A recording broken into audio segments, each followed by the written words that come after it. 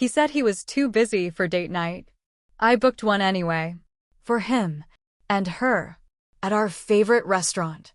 When they walked in, I was already seated, with a candle, 2 menus, and a camera. I met Brian in 2009 in Savannah, Georgia. He was charming, attentive, and had this way of making me feel like the only person in the room. We married in 2012 and built a life together in Atlanta. Our favorite spot was a cozy Italian place called La Bella Vita. It became our go-to for anniversaries, birthdays, and spontaneous date nights. But over the years, things changed. Brian became distant, always buried in work or glued to his phone. Our conversations dwindled, and our date nights became rare. I chalked it up to the stresses of life, but deep down, I knew something was off. One evening, I suggested we have a date night at La Bella Vita. Brian sighed and said, "I'm too busy, maybe next week." That was the 3rd time in a month he had declined. I felt a pang of sadness, but tried to brush it off. Then, the late-night texts began. He'd step outside to take a call or check emails, but I noticed he was smiling more at his phone than at me. The intimacy faded, replaced by a growing chasm between us. One day, while doing laundry, I found a receipt from La Bella Vita in his jacket pocket. It was dated the same night he claimed to be working late. My heart sank. I remembered the hostess, Maria, who had always been friendly. I decided to pay her a visit. Maria recognized me immediately. I casually asked if Brian had been in recently. She hesitated but then said, "Yes, he came in last week with a woman. They seemed close." That confirmed my worst fears. I was devastated but also furious. I needed closure, a way to confront him that he couldn't deny. I devised a plan. I called La Bella Vita and made a reservation for 2 under Brian's name for the following Friday. I knew he'd take her there again. I requested our usual table by the window. Maria, sensing something was up, agreed to help. On the day of the reservation, I arrived early, dressed elegantly, and brought a small camera. I set it up discreetly, ensuring it would capture the moment they walked in. I had 2 menus, a lit candle, and a bottle of wine ready. At 7 p.m., they walked in. Brian froze when he saw me. The woman, clearly confused, looked between us. I smiled and said, "Welcome to date night." Brian stammered, "What are you doing here?" I replied, "I thought you were too busy for date night. But I see you found the time." The woman looked horrified and quickly left. Brian tried to explain, but I held up my hand. "Save it. I have all the proof I need." I filed for divorce the next day. The footage from the restaurant, along with other evidence, made the proceedings swift. I moved out of our shared home and started anew. It wasn't easy, but I found strength in myself. I reconnected with old friends, pursued hobbies I had neglected, and even started dating again. La Bella Vita remains my favorite restaurant, not because of the memories with Brian, but because it was the place where I reclaimed my dignity. 2 weeks after the confrontation at La Bella Vita, I thought the worst was behind me. The papers were filed, Brian had moved out, and I was trying to patch together a life that didn't feel like it was sinking every morning I woke up. But then the messages started. At first, it was just one. A short, cold email from Brian's sister. "Did you really need to humiliate him like that? We're family. You could have handled this better."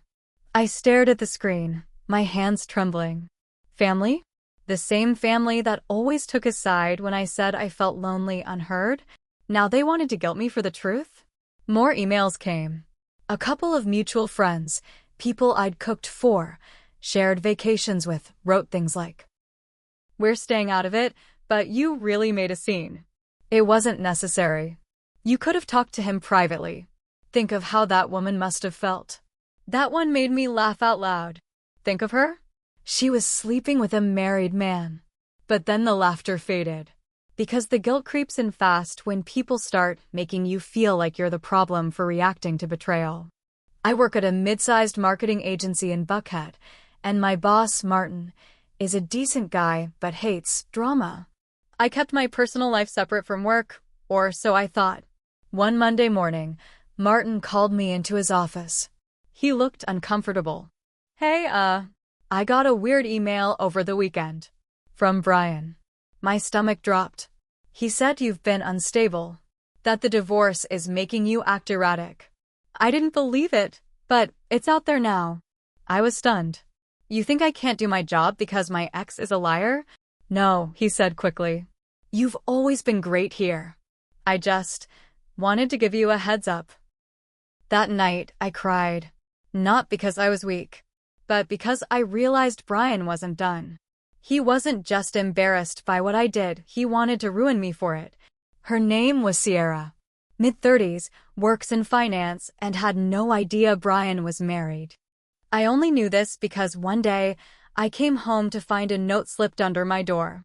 It was a folded piece of lined paper with just 3 words. I didn't know. No name. No contact. Just that. I didn't know how to feel. Part of me wanted to scream at her. The other part wanted to invite her in for wine and tell her everything. I never reached out. Maybe she was scared. Or ashamed. Or maybe she thought I would hate her. I didn't. I pitied her. She was just the next in line. About a month later, I was finally packing up Brian's things. I'd avoided it for weeks. His old hoodie still smelled like that cologne I used to love. A part of me wanted to throw it all in the trash, but I knew I had to be smart. The divorce wasn't final yet. In a shoebox beneath the bed, I found an old phone. It was dead, but I charged it. When it turned on, I was looking at a digital graveyard. Dozens of photos of Sierra, hotel bookings under aliases, text threads with contact names like Steve Golf and Janet Nails that were clearly not what they seemed. But then I saw something worse. Photos of me. Candid ones. Sleeping. Cooking. Even one where I was crying in the car outside our house, the day after he forgot my birthday. He had saved them. Stored them with the others.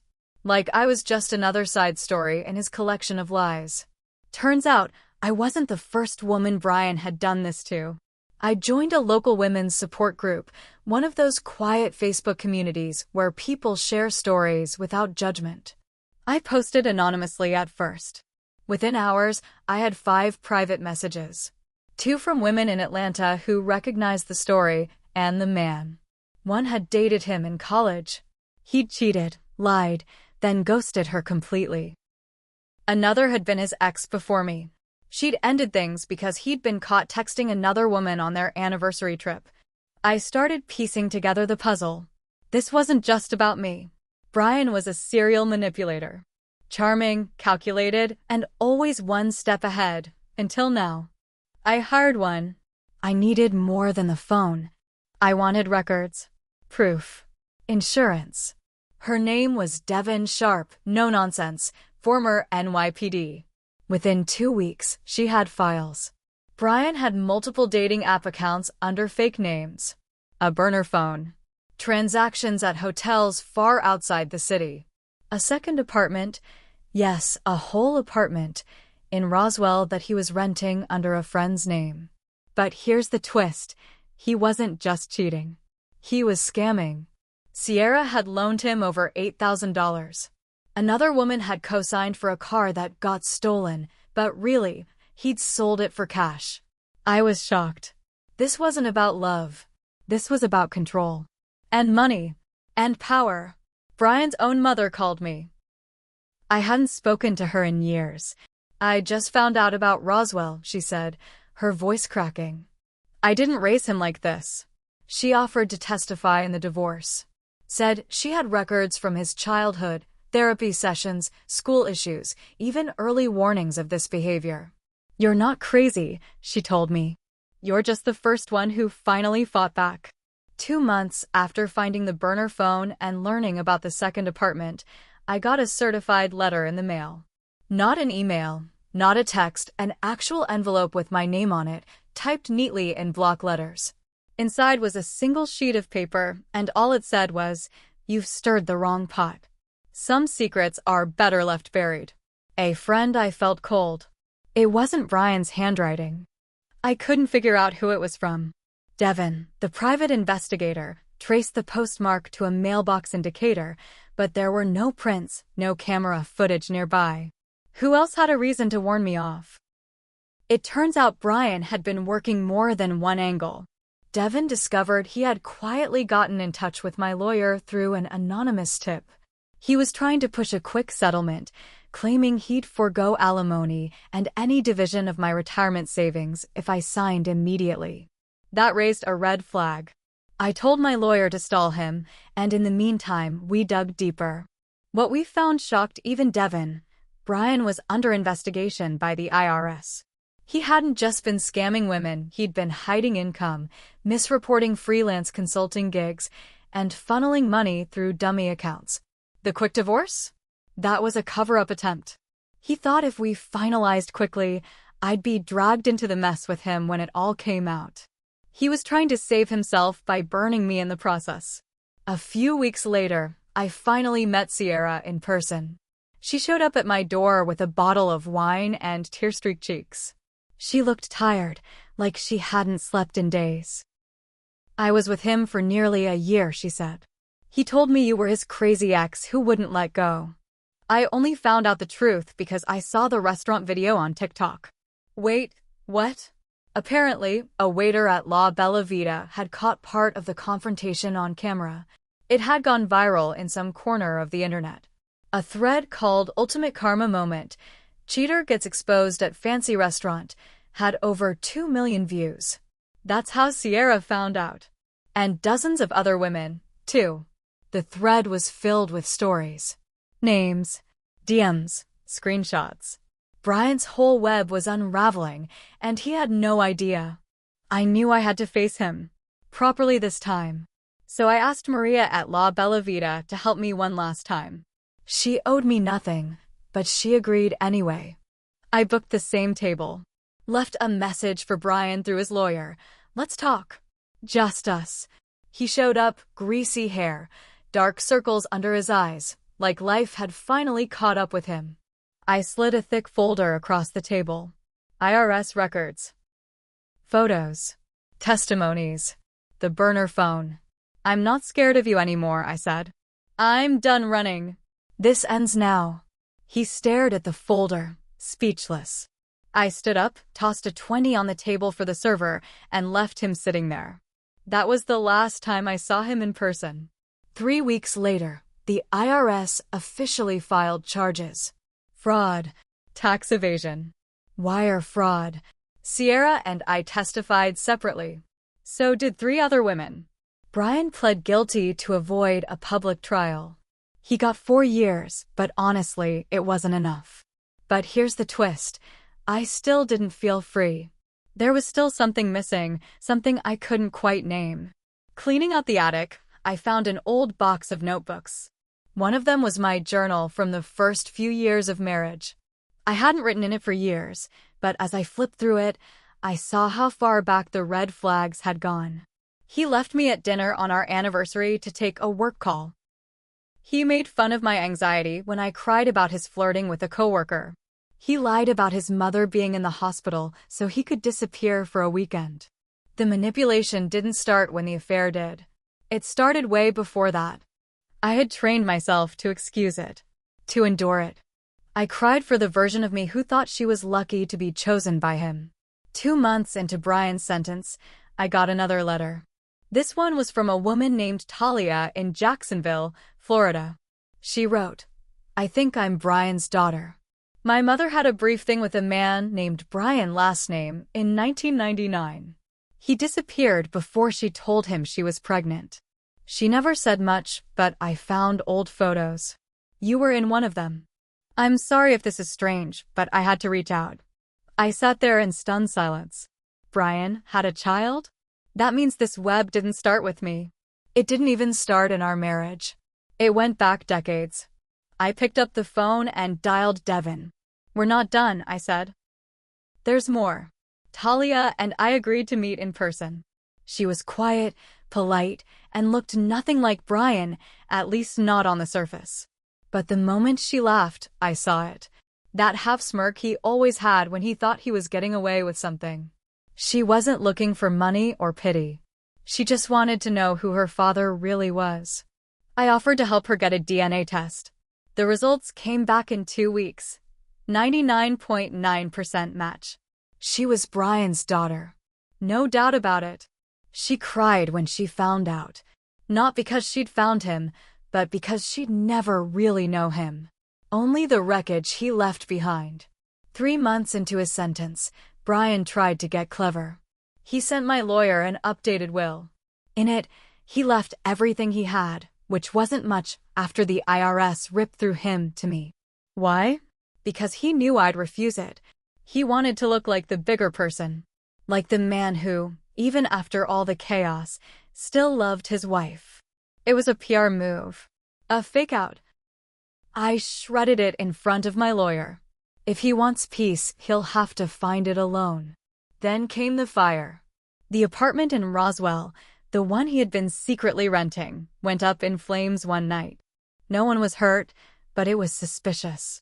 Investigators found signs of arson, and security footage caught a man with a hoodie and a gas can. Not Brian, though. It was one of the other women. A woman named Sherry, who had lost over $15,000 to him. Her marriage ended. Her job fired her because he used her credentials in one of his fake companies. She snapped. Burned the place down. Got arrested, of course. When the news broke, Brian tried to play the victim from prison. But no one was listening anymore. I'd love to say I was perfect through it all. But I wasn't. I stayed too long. I believed his stories when they didn't add up. I blamed myself for his coldness. I stopped seeing my friends, let myself fade in his shadow. I ignored that part of me that said, this isn't love. This is a slow death in disguise. But I learned. And I promised myself I'd never ignore my gut again. The last thing I ever got from Brian was a handwritten letter delivered just before his sentencing hearing. He wrote, I know you think I'm a monster. Maybe I am. But I did love you in my own way. I never meant to hurt you like that. I was just broken. I read the whole thing once. Then I folded it back up, walked outside, and lit a match.